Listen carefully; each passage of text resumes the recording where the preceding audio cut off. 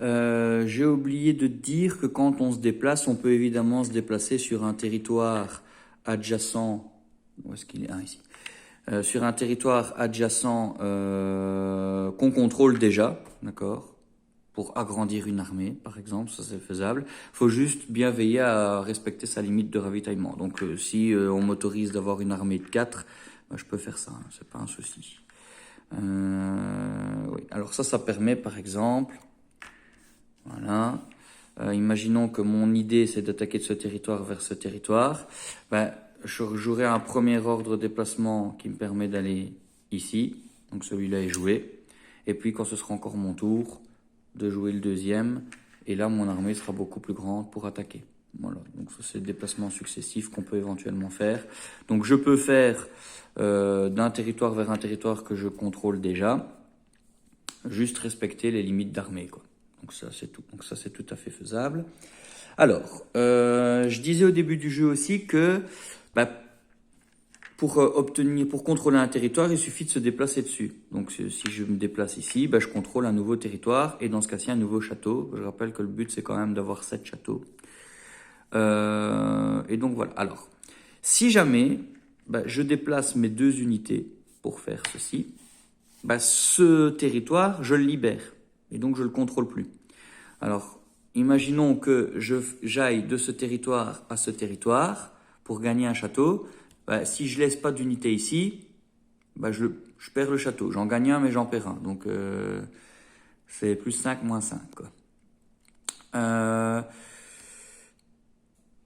Si je veux garder ce château, il y a quand même une chose que je peux faire. Donc, si je veux quand même déplacer les 2 pour aller là, pour faire une attaque ou peu importe, et que je veux quand même garder le contrôle de ce territoire, eh bien, je peux placer, un pion pouvoir sur le plateau pour en garder le contrôle. Donc, je l'ai quitté, je le quitte, mais je place ceci.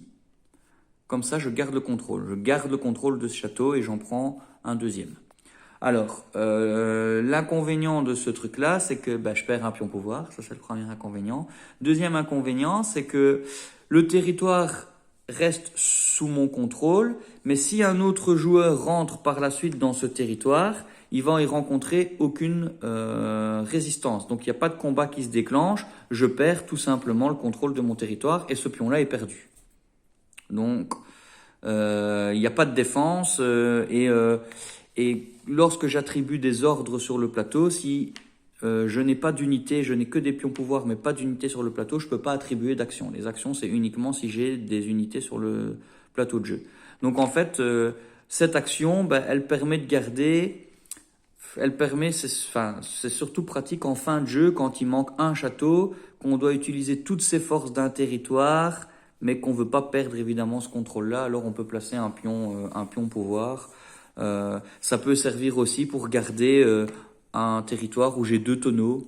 Comme ça, si la carte ravitaillement sort, j'ai pas d'unité, je perds pas d'unité, je vais dire à laisser ici. Mais comme j'ai le contrôle, on compte quand même les tonneaux pour ma limite de ravitaillement. Donc voilà, donc ça peut servir pour plein de choses, mais ça à utiliser avec précaution parce que une fois qu'il est mis sur le plateau, on ne sait plus le récupérer tant qu'un autre joueur ne rentre pas sur ce plateau. Et en plus, si c'est le cas, ce pion est défaussé, donc on le récupère pas, quoi. Faudra le regagner.